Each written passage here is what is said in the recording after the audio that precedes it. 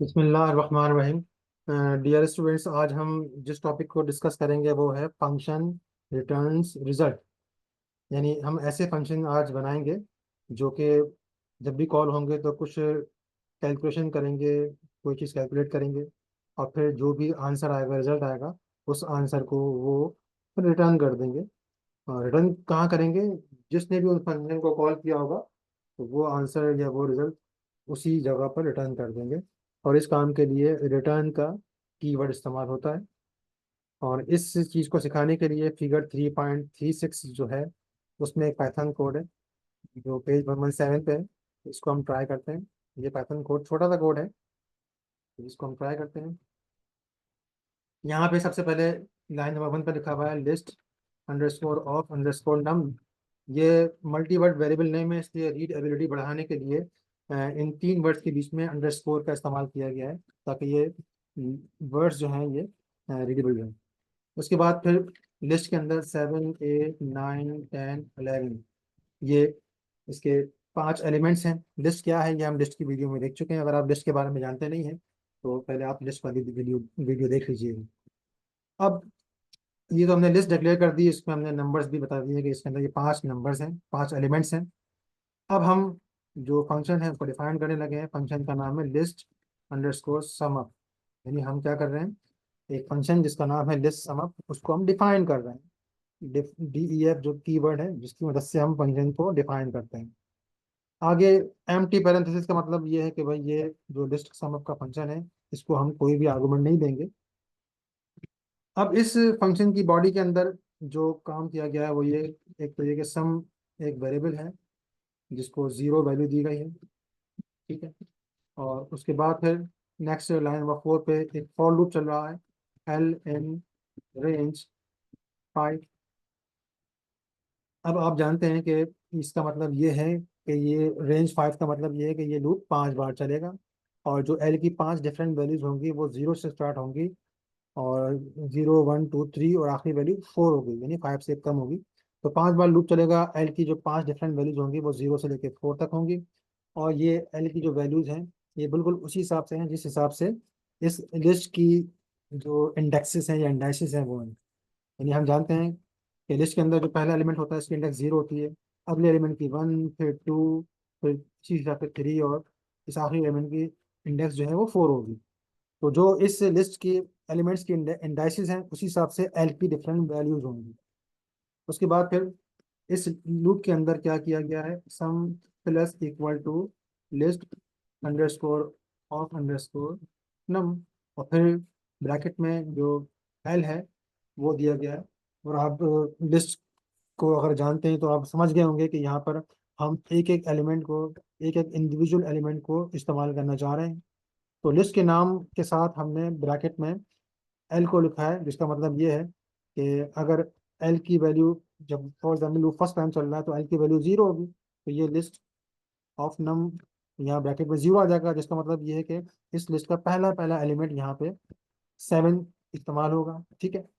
और वो 7 जो है वो फिर इस सम में प्लस हो जाएगा। ये शॉर्टकट नोटेशन है। अगर इसको हम सही तरीके से लिखें तो ये इक्वल टू सम प्लस ये इसका फुल फॉर्म है। और वो जो यहाँ लिखा हुआ है फिगर 3.36 में, ये इसका शॉर्टकट फॉर्म है। तो सम के अंदर हम प्लस कर रहे हैं लिस्ट ऑफ नम। और इस तरीके से सम की वैल्यू जो है वो हर आइटरेशन में चेंज होती चली जाएंगी और हमें लिस्ट के इन तमाम एलिमेंट्स का सम मिल जाएगा। वो जब मैं इस प्रोग्राम को चलाऊंगा तो फिर उस वक्त मैं आपको तफसील से बताऊंगा। अभी इसको हम टाइप करते हैं। अच्छा, लूप तो हमारा यहाँ खत्म हो गया। लूप में एक ही काम किया हमने कि सम जमा कर लिया, सम कैलकुलेट कर लिया। अब हम क्या कर रहे हैं, यहाँ पे एक रिटर्न का कीवर्ड इस्तेमाल कर रहे हैं और जो हमने सम कैलकुलेट किया है उसको रिटर्न कर रहे हैं। ये रिटर्न का कीवर्ड इस सम की वैल्यू को रिटर्न कर देगा जो कि हमने यहाँ इस लूप में कैलकुलेट की है। और कहाँ रिटर्न करेगा, जिस जगह इस फंक्शन को कॉल किया गया होगा ये वैल्यू उसी जगह पर रिटर्न होगी।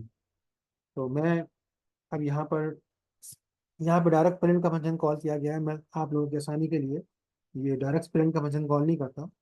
आपको समझाने के लिए मैं लिखता हूँ कि आंसर या रिजल्ट, जो भी आप कहें, रिजल्ट रिजल्ट कह लें या आंसर कह लें, वो लिखता हूँ मैं लेफ्ट साइड पे। और राइट साइड पे मैं लिखता हूँ लिस्ट अंडरस्कोर सम अप।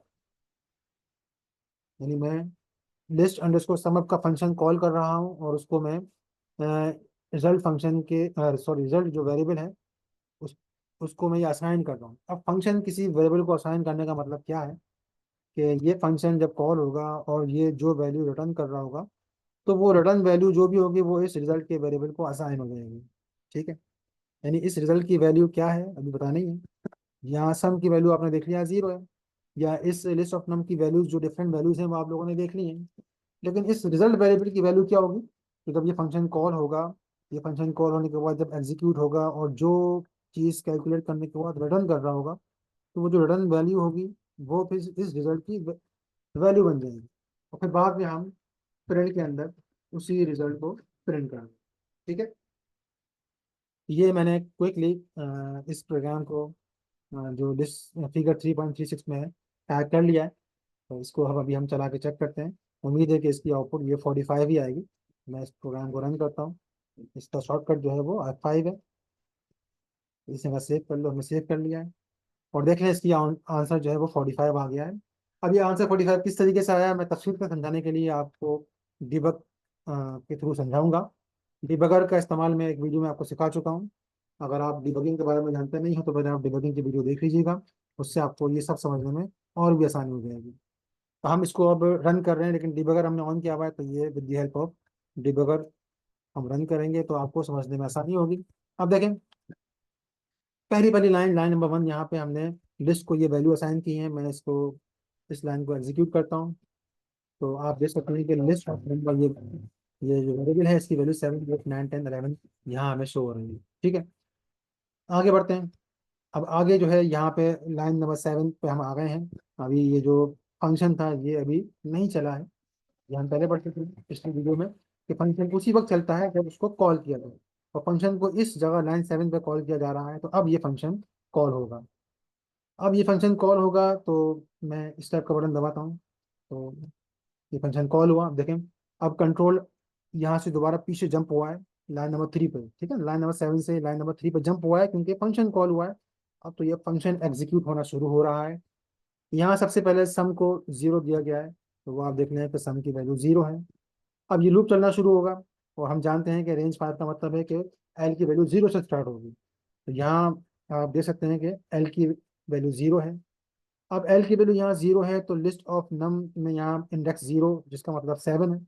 तो यहाँ पे 7 सम में जमा होगा और सम में 0 है तो 0 में 7 जमा होगा तो सम की नई वैल्यू 7 होगी। तो मैं इसको जब एग्जीक्यूट करूंगा तो आप देख सकते हैं कि सम की वैल्यू यहाँ पे आपको 7 दिखाई दे रही है। अब लूप सेकंड टाइम चलेगा। एल की वैल्यू इस वक्त 1 है तो लिस्ट ऑफ नम 1 का मतलब 1 इंडेक्स का मतलब है कि 8। ठीक है ना, ये तो अब सम में ये 8 जमा होगा, सम में 7 है, 7 में 8 जमा होगा तो आंसर 15 आएगा। तो जब मैं इस लाइन को एग्जीक्यूट करता हूँ तो आप देख सकते हैं कि सम में 15 आ गया है। ठीक है, यानी ये तमाम नंबर्स अब आहिस्ता आहिस्ता इस लूप के अंदर जमा हो रहे हैं। क्योंकि 5 नंबर्स हैं तो 5 बार जमा करना पड़ेगा, इसीलिए लूप 5 बार चला है। अब ये लूप चलेगा तो आई की वैल्यू 2 होगी और जब 2 इंडेक्स की हम बात करें तो वो 9 है। तो अब 15 में 9 जमा होगा तो आंसर 24 आएगा। तो आप देख सकते हैं कि सन की वैल्यू 24 है। फिर लूप चलाते हैं।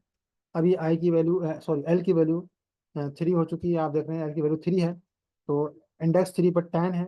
सन की मौजूदा वैल्यू 24 है तो 24 में जब हम 10 जमा करेंगे तो आंसर आ जाएगा 34। तो इस लाइन को हम चलाते हैं तो आप देख सकते हैं कि सन की वैल्यू 34 हो गई। अब ये लूप आखिरी बार चल रहा है। इस वक्त एल की वैल्यू आप देख सकते हैं 4 है और इंडेक्स 4 पे इस लिस्ट के अंदर 11 है। तो 11 सम की मौजूदा वैल्यू 34 में प्लस होगा तो आंसर 45 आएगा। तो मैं इस लाइन को एग्जीक्यूट करता हूँ तो आप देख सकते हैं सम में 45 आ गया है। अब जब ये लूप चलेगा नेक्स्ट टाइम तो चल नहीं पाएगा क्योंकि वो लूप पूरा 5 बार चल चुका है। अब जो सम की वैल्यू है 45 जो आपको यहाँ दिखाई दे रही है वो वैल्यू रिटर्न हो रही है with the help of return keyword. अब ये वैल्यू रिटर्न होगी और इसी प्लेस पे लाइन नंबर 7 पे रिटर्न होगी और फिर रिटर्न होगी तो फिर ये रिजल्ट की वैल्यू बन जाएगी। अब मैं इस लाइन को एग्जीक्यूट करता हूँ तो आप देख सकते हैं कि यहाँ पे रिजल्ट की वैल्यू 45 यहाँ शो हो रही है। यानी इस रिजल्ट की वैल्यू कैलकुलेट हो चुकी है और वो 45 है। वो हमें किस तरह मिली कि जो इस लिस्ट सम अप के फंक्शन ने जो भी आंसर रिटर्न किया था तो वो रिजल्ट को असाइन हो गया। अब आखिर में इसको प्रिंट कर दिया गया स्क्रीन। तो मैं ओवर का बटन दबाता हूँ ताकि वो आप देख सकें 45 यहाँ प्रिंट हो गया है। तो उम्मीद है कि ये कोड सारा आपको समझ में आ गया होगा। फिर भी कोई मसला हो तो आप मुझे कमेंट्स में पूछ सकते हैं मुझसे। इसको ट्राई करें। अल्लाह हाफिज़।